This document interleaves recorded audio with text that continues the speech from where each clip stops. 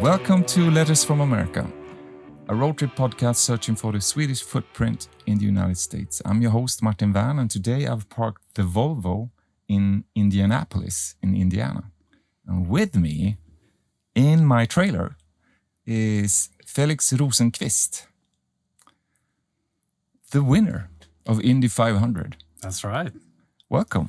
Thank you very much. Thank you. I need to, because this is not sports radio, but your achievements for me is just amazing. Thank you. And I'm also looking for the Swedish footprint. Mm-hmm. And there is a Swedish footprint in American racing, which you are part of to a very high degree now. But let me just recap my impression of the Indy 500, because it's 500 miles, 200 laps. Correct. About 3 hours. About 3 hours, depending on how many crashes. Yeah, but it's also the world's biggest single-day sport event. Yeah. 350,000 people in the crowd. It's unreal. Did you know that during that day, the arena or the racetrack becomes the second largest city in Indiana? I did not know that. Due to the audience. It's quite mind-blowing because someone told me that because later in the year I'm going to Värnamo in Sweden to celebrate this win. And that's where you're from, right? That's where I'm from. Yeah. And someone told me that you can fit, it was like 12 Värnamos or something inside the speedway on race day. And I think that's the first time I truly grasped how... Yeah, but that number just blew me away also. Yeah. And my question to you is, we're going to talk about your victory and the lap that you did, especially the final lap, because it's just crazy to me that the sport that you're doing is just crazy to me.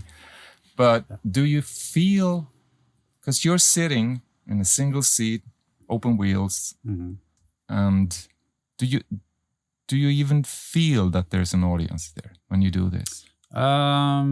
On race day, there's definitely a different energy at the speedway because we're there for the whole month practicing and doing, PR, and we basically live there for a month. Most drivers have a trailer or like a RV, and we spend the whole month there. So in this area before the race. Yeah. So there's a lot of practice qualifying. Like the qualifying is almost like its own little race weekend. Oh yeah. But on race day, when you walk out to your car and you see the sea of people.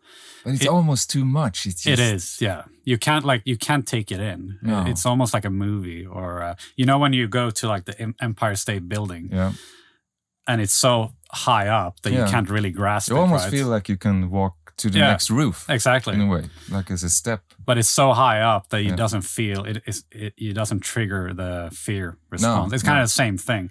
But when you're driving, it's more about that it's like a very serious day. It's a lot of, you just feel a lot of discipline and a lot of, you worked very hard towards this, but you don't really think about the fans in that sense. But it looks different when you drive. You're like in a tunnel almost. Yeah, like... you see the fans, especially on the main straight. So visually, it kind of changes your perspective a little bit. But I think all of us do a good job of just, we don't really...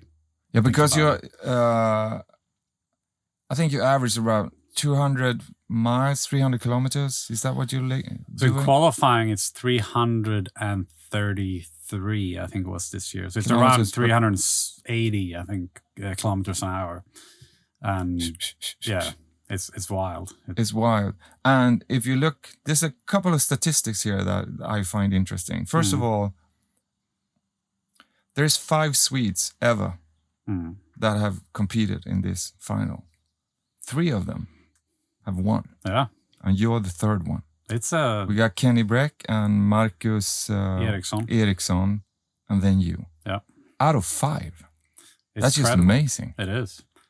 I haven't really looked into what other countries have been able to perform in the same time frame, but I'd be pretty sure that there's not many countries that have better stats. It's cool. Like I've had that comment a lot of times during, after the race that, hey, what's the Swedish secret sauce? Because that's my question too. Is that because Sweden is I mean, like I said, it's the footprint of Sweden that I'm after. Yeah. And we all know that Sweden is a small country. Yeah. But the statistics of that in this race, in a way, the most American race you can imagine. It is. Indy 500. It is. We got 5 Swedes and 3 of them won. Yeah. Not second, won. Yeah. And that's just, what is it about Swedes and racing? I think Swedes, historically, we've had very, very good drivers in all categories. You know, not only in single seaters, but rallycross, drag racing. It's just everywhere in the world. We've had many, many good drivers. Like motors, like engines. Yeah, I don't know what it. I always try to figure out what it is, because we had a similar thing with Finland for a while in F1. They had many good drivers, and I wouldn't really say it's because we've had. It's not like we've had a lot of help from, you know, there hasn't been like a big, you know, some countries there's like a big star, for example, like Mika Häkkinen in Finland, and then he would look after the next generation of drivers. But we had a bit of that, but my manager is Swedish, Stefan Johansson. He's from Växjö. He's also a good driver. He is, yeah. He's done many Indy 500s and Formula One. So he helped me get over here to the US. He was probably the biggest reason that I came over here. But you mentioned it already, but there's no winners club, or there's no connection between the 3 of you or the 5 of you. Or not really. Yeah. No. Yeah.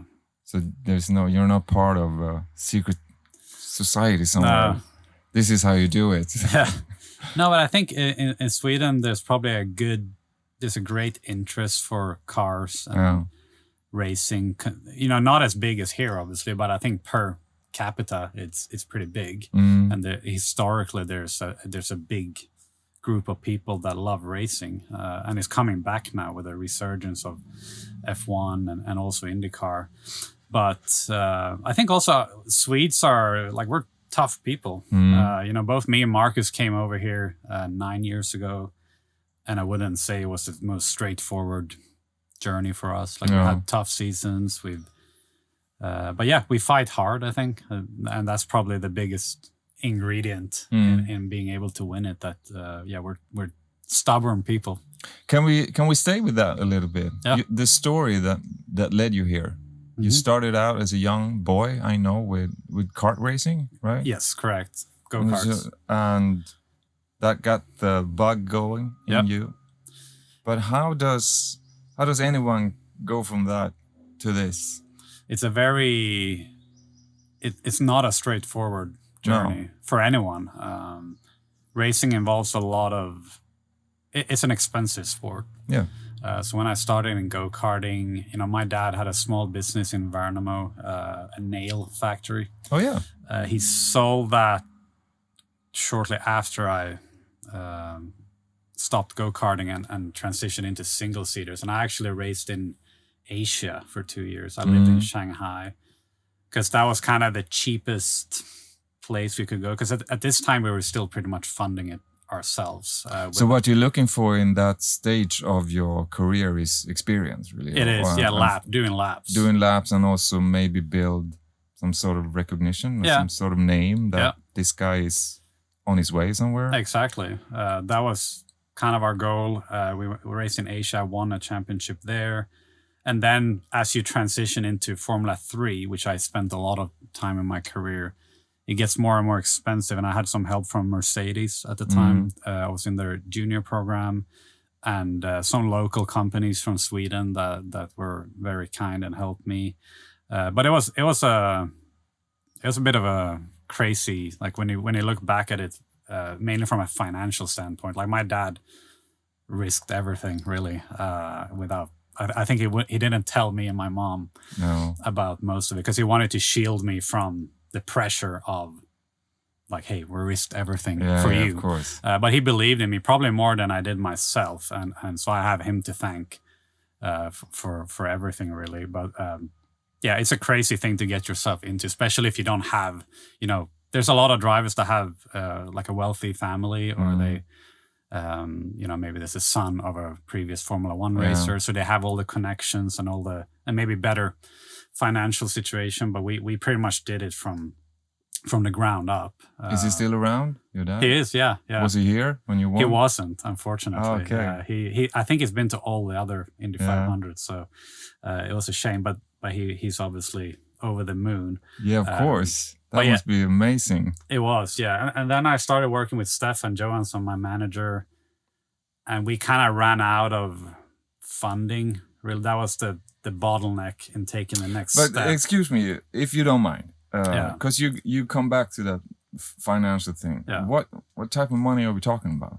So practice and racing and. So when I did Formula 3, we were sort of able to and I need you a bit closer. Sorry. Yeah, that's fine. We were sort of able to find a way to do that, and I think the budget at the time was around $500,000 or euros at the time per season. Per season. Yeah.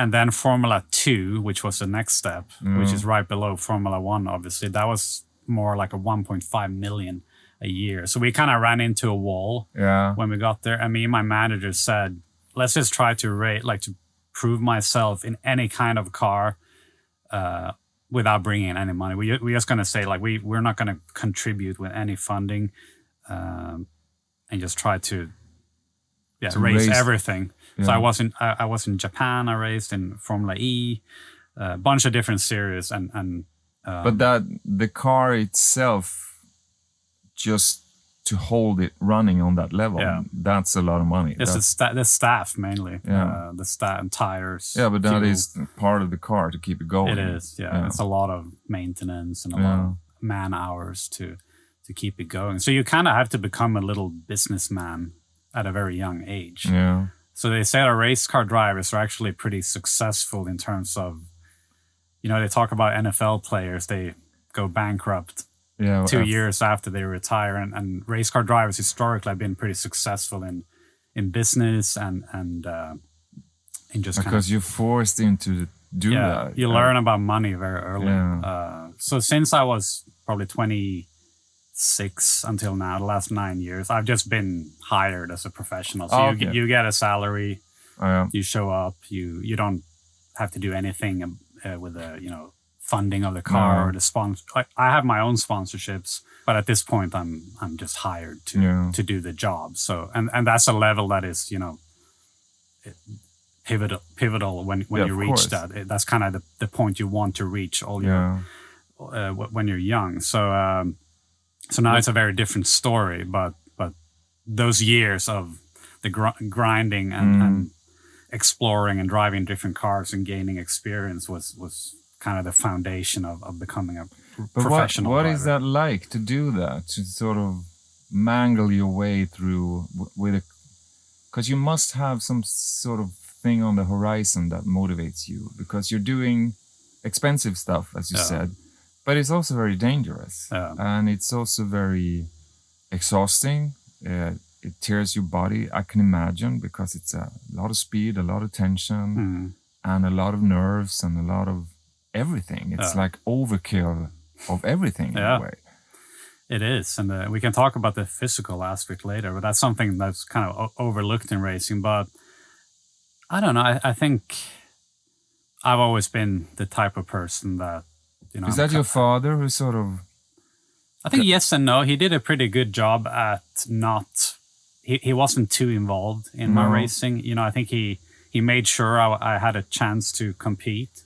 Because he's not a driver himself. No, he just saw that in you. Yeah. So from Thursday to Sunday on a race week, and he's pretty much like a spectator. And he would just let me interact with the team and the mechanics and the engineers. So he was never...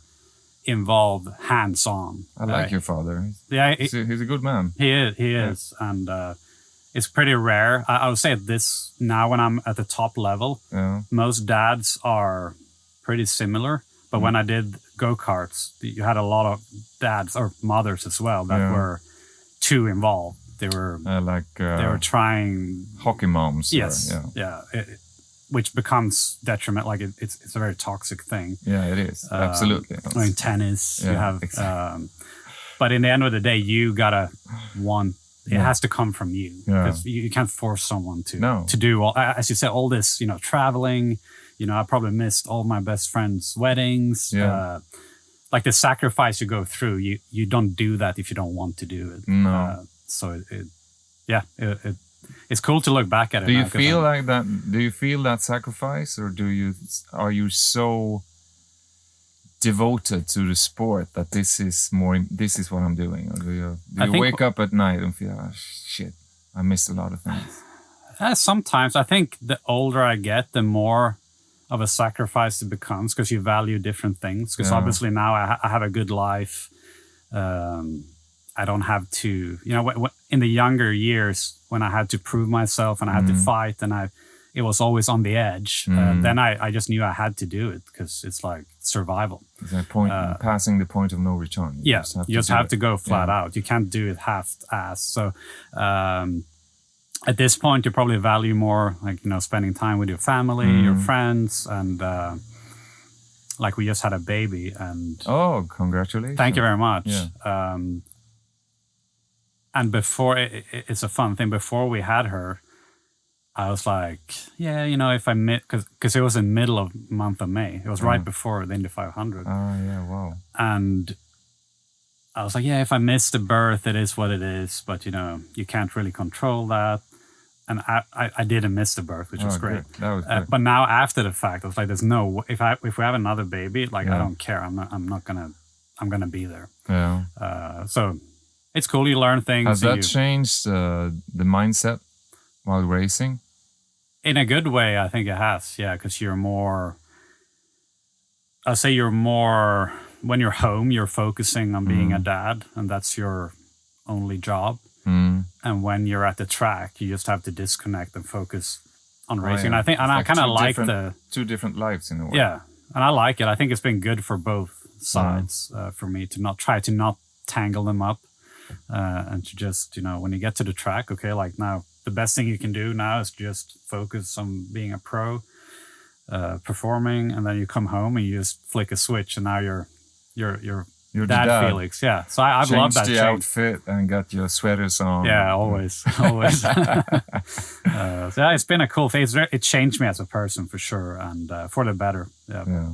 You talked about the physical aspect of it. Yeah. And when we started talking today, we talked about the tunnel that you're sort of driving in a race like this, especially on this level, and the audience, and it's the noise and all of that. Can you translate that into another person's life? The things that the concentration, the focus, the physical aspect. I know that you prepared your entire life for doing this. Yeah. So it's not that the question, how do you prepare for this, is, you already said that. You prepared everything. Yeah. Invested the entire life in that. But it's still things, if you look at the body and how the body works, it's such a high stress level. To put a body, regardless of preparation, it's like combat almost, like a war pilot. Yeah. So how does that work? Yeah, it's a very interesting question, and it's something that is hard to explain, because no one can really. There's so few people in the world that do this. Yeah, it's kind of, as you said, like a jet fighter. Yeah, there's only a few in the world that get to do it, and when you look at TV, it doesn't seem that hard. No, but it's still, I can see there, especially on that final lap, if you just take that, a sidestep now, because the final lap was everything on it. And the way you're sort of behind him, put wings on that, and it's a combat in war, right? It is. Yeah. And then you just pass him, and if I remember correctly, maybe the 6 of you past the finishing line are within the same second. Yeah. And that is quite tight. Yeah, it's just that's kind of stressful, you know. You don't want to end up like that in a crossing with red lights. So that I can, in a way, I can at least try to understand it. I mean, there's 2 sides to it, and they kind of work in tandem. So it's the mental side, what you say. the focus is just 100% focus all the time, and you can break it down into so many layers, but literally every corner, the Indy 500 is 200 laps, 4 turns per lap, so it's 800 turns, and every one of those, if you mess up if you turn in 1 foot too late, or you carry 1 mile per hour too much speed, that can be the end of your... That's the margin we're talking about. 1 foot is like that. And everything changes depending how close you are to the car in front, because the aerodynamics change. So you're constantly just making decisions and calculations in your head. Is that why you're tailing him on that final lap? You're trying to sort of save something. Suck up to him. So basically, and then you can pass him. It's like a vacuum behind the car, because he's breaking the air in front of him. So, is that almost like that you can use that when you pass him? So you can just the effective horsepower gain is like probably 100 horsepower just by being behind someone, because you don't have to brake the air. It's like in Tour de France when you're behind someone.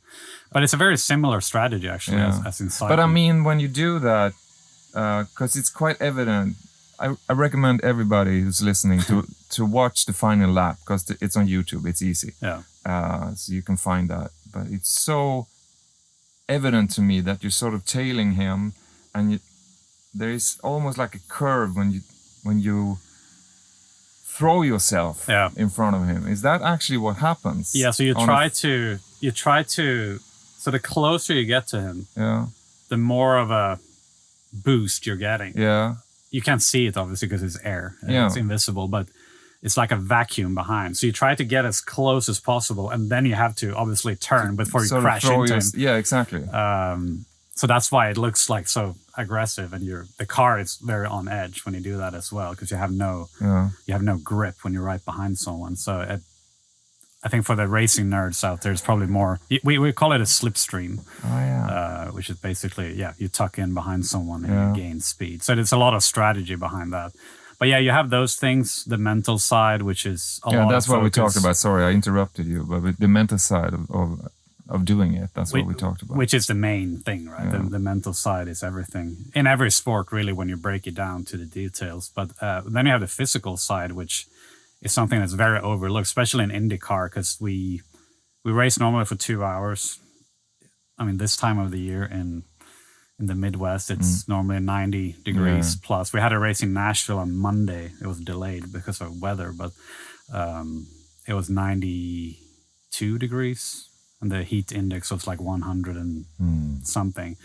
And it's extremely hot, extremely physical. We have no power steering on the car, so you have to be... You're holding it. Yes. And the faster you go, the more downforce you get on the car, the heavier the steering gets. So it's an extremely... It's a bit of everything. You have to have extremely good cardio, because some drivers wear like a heart rate monitor, and sometimes when we have a race without a caution, you can run in like 170s for 2 hours, which is more than like a marathon runner. Yeah, for sure. That's like max almost. 170 is. It is, yeah. It's basically more than you could achieve if you were on a treadmill. Yeah. Because you have that adrenaline, and adrenaline is a magic drug. Yeah. And it takes stuff out of your body that you couldn't really replicate. So we're constantly under max adrenaline, max focus, and extreme physical demands. And so after a race, it's like you're hungover. It is. Mainly because of the adrenaline, because you're so depleted mentally and physically. So, when you have back-to-back races like this, you just try to like catch up. But how do you do... Because you've been in a world where nobody can beat, in a way, unless you're another driver. And you finished the race. This time you won, but you still have the adrenaline if you sort of lose. Yeah. So then you got to go back to something, and you got a family and friends calling, and you're supposed to be normal in a way. There's a gap there. Is that hard to handle? I mean, I think all my closest friends and family know that on Monday morning after a race, I'm normally out. Yeah, leave him alone. Yeah. The best way I can describe it is a hangover. Yeah, You feel you kind of like... you have a headache, you don't have any energy, maybe you're dehydrated, and you're mentally like, because it's not only the driving, it's a lot. These weekends, there's a lot of media. There's a lot of, you have to perform in many different aspects. So, but yeah, then I try to not. I think I'm normally pretty good at not bringing the results home. Actually, whether they're good or not, I try to kind of be neutral. Like I come home to Emil, my wife, and my daughter Stella, and I try to just be consistent. Just to leave it at the racetrack. Especially if I have a bad race, and that's something that's helped me now when I'm a dad. Because if I have a bad race, I come home to see my daughter, and it's like, dude, I don't care. Which is a great thing to be able to break. Because for a lot of years in my career, I would just bring these races home, and they would just like eat at you. If you have a bad weekend, you just let it eat you up, which is to no benefit for anyone. So I think the athletes that have a good life outside of the sport are normally the best ones, because that's actually the difference. This is not a self-help podcast, but I'm still curious about the mental thing that you have to practice. How do you practice? In my mind, I see that you do something completely different than racing. You know, something is am I right in that the mental part is? I think everyone works differently. That's where the mind is just very personal. I think I know a lot of drivers that work with mental coaches that they think is successful. I did it when I raced with McLaren a few years ago, because they had a mental coach available for us to use, and I was like, yeah, why not? And I think he taught me a lot of good things that I bring with me to things like kind of what we talked about, that to leave the I think as an athlete, every day you wake up, like just try to make it a good day in your life. Don't try to not make it about the racing, which is directly against all we learn when we're kids. Like, it's like, okay, you need to work hard, you need to, and the hard work is like, you need it. It's also a very big piece of everything. Yeah, of course. But everyone works hard. That's something you just have to do. If you don't work hard, you're not gonna cut it. But the mental side is the number one thing, and I think it all comes down to being happy. If you're happy in what you do, if you're happy in your life at home, at least for me, that's everything. No, but that's interesting, because it's easy to go, especially if you're not on a winning streak. I mean, if you're losing, which happens, I mean, you have somebody has to lose. I've been there. Yeah. That would, I can imagine that would demand some sort of mental to get out of that bitterness, or what's wrong with the car, and you start blaming people that the staff is not doing what that's an easy way to slip into. I can imagine. It can consume you for sure, and you have to be very honest with yourself. If you're the problem, you need to tell yourself you're the problem. If it's someone else that's the problem, you need to communicate with. I work with 100 people in our team, so it's a big team sport in the end. Even if I'm the one who's drinking the milk, there's 100 people behind that effort. You're the one who met the president. Exactly. And because you did. I did. Yeah. But everyone, if one of those 100 people make a mistake on 500, then you're out. So it's a massive team effort. But coming back to the mental side, I think I've learned. I'm 35 now, so I think I've been honest enough with myself, and I've picked up advice from people that I think are intelligent, and kind of built up a little, pretty simple database of how to handle, because you're gonna have years when you suck and you're not performing. That's part of life. It is, regardless of what you do. Really, it's just that you're on such a exposed level in what you're doing, because the margins are quite small. The sponsors want you to perform. You have a contract that runs out. Maybe like this year when I lined up for the 500 this year, I didn't have a contract for next year. So it's always that. I do. Yeah, I do. So yeah, there's always something that puts pressure on you. Yeah. But in the end of the day, no one's going to put more pressure than yourself anyway. So it doesn't really matter. You just got to roll with it and try to live a good life and be happy. Yeah. It's such a symbolic sport that you're doing when it comes to mental training, because you have to be present in like hundreds of seconds for 3 hours. Mm-hmm. So it's so evident that everything that you do is just in the now, and you can't really sit in that car and think about what's on TV on Saturday. It just doesn't work. But we also talked before, we're going to get to a final part of this, but before we started recording, I asked you about the age of your sport, because different sports have different age gap. Right? So you're 35 now, you mentioned that. Yeah. So where in your sport that you're doing, where's your gap? How long do you see yourself doing this, just based on how the sport looks? I say it's a pretty long career normally. Even if we have high physical demands and minor injuries, it's pretty rare that we have big injuries. Yeah, you don't get tackled like exactly in hockey or. It's more like you can have like your joints or your shoulders or your neck after you crash and stuff like that. But yeah, of course. But you can normally. That's a tackle to be. It can get pretty wild, the crashes. But it's a pretty long career if you perform well. You know, Scott Dixon, I think he's the oldest in our championship now. He's raced since he was 20 in IndyCar. He's 45, I think. Oh, wow. So he's still, he's going to be my teammate next year, actually. He signed a long-term contract. So he's probably going to race into his 50s. Right.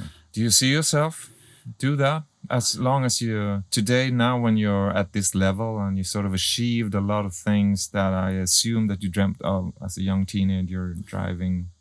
For me, it's, what comes first is my family. Yeah. And at this point, it doesn't really, I could grind out a few years if I needed to, but if I'm not enjoying it, I'm not going to do it. I think most drivers probably peak around 30. Yeah, okay. Or 28, something like that. But I truly think I'm better than I've ever been before right now. So that's exciting and it's fun. And, we really love living here in Indianapolis. Yeah. I've been here for 8 years and my wife loves it. My daughter doesn't really have a saying yet. No, but not yet. I think she likes it. So it's kind of interesting that you said, when was the lap?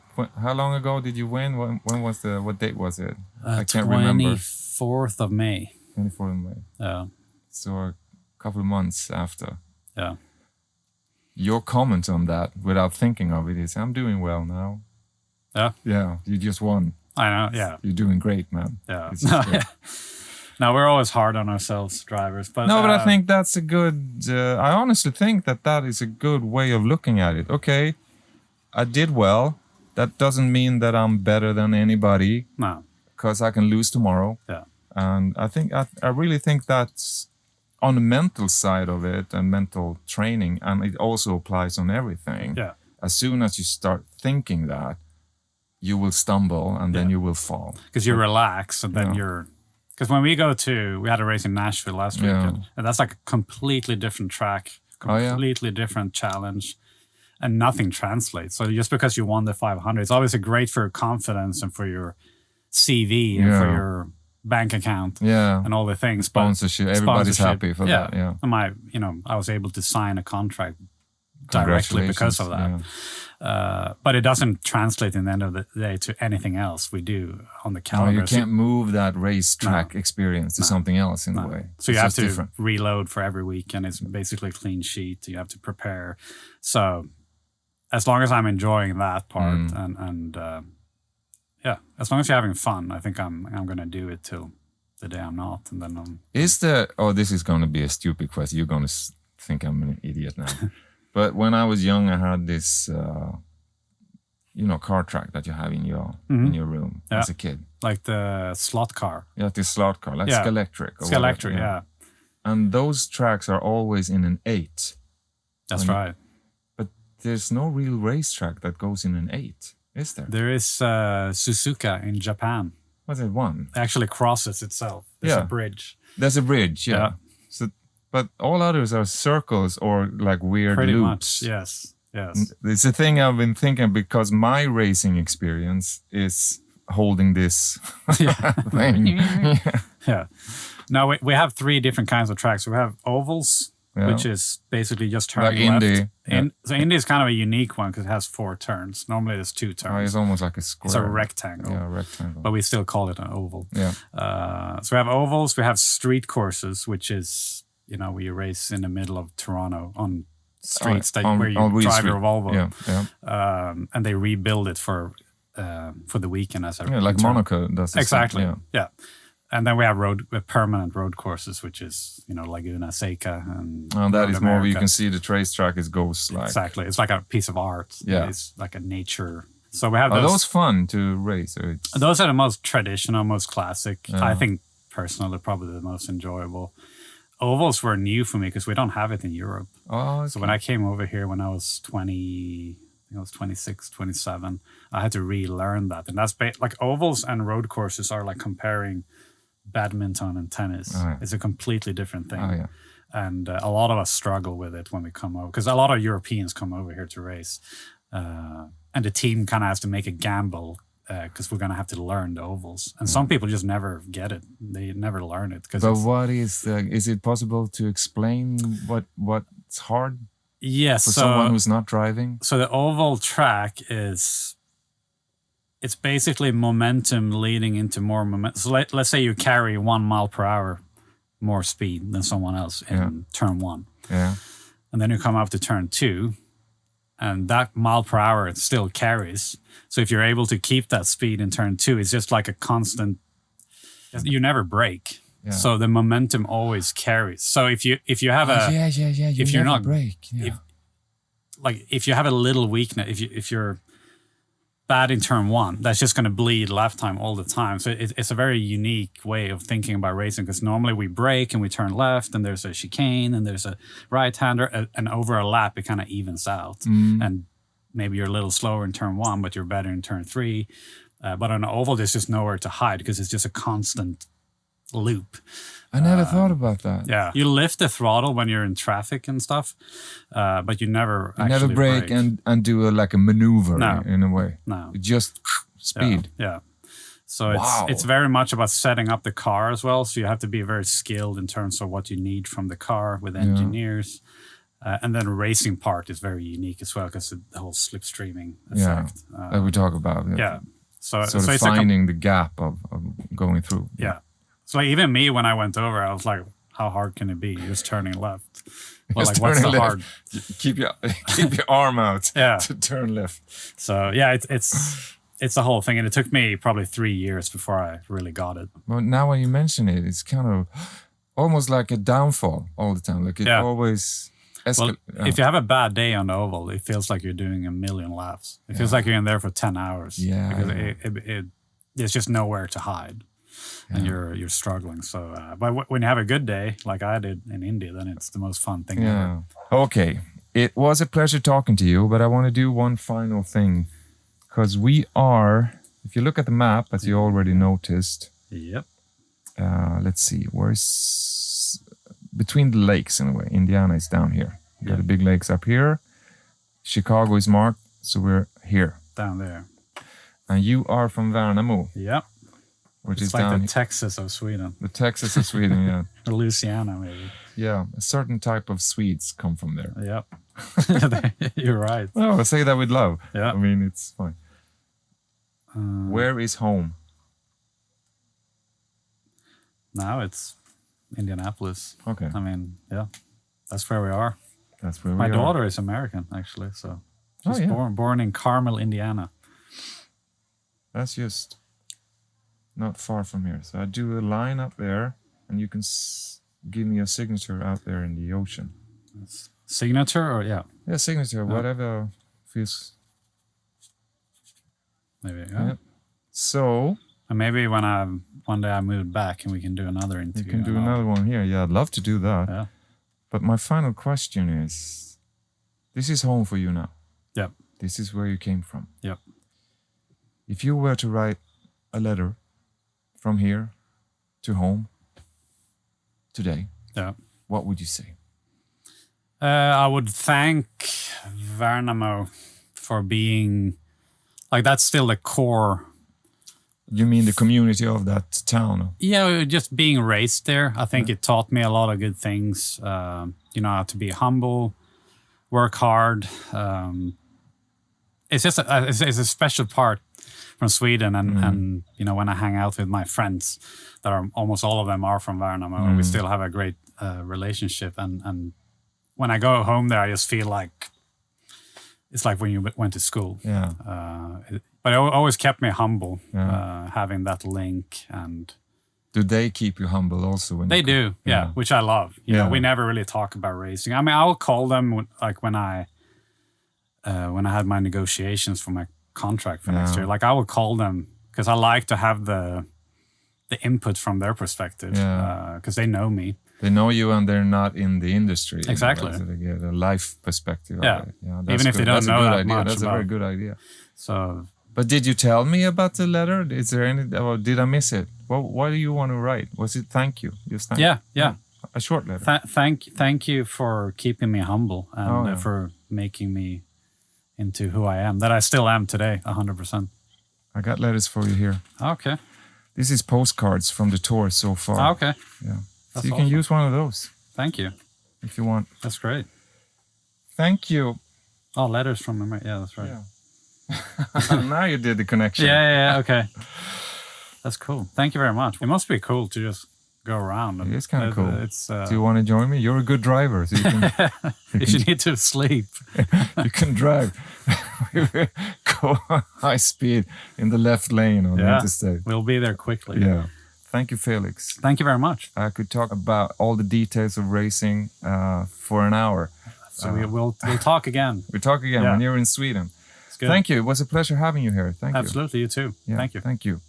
You have listened to Letters from America, a weekly road trip podcast celebrating the Swedish heritage in the United States. Produced in collaboration with the Embassy of Sweden in Washington, D.C., Volvo Cars USA, Volvo Trucks USA, and Airstream.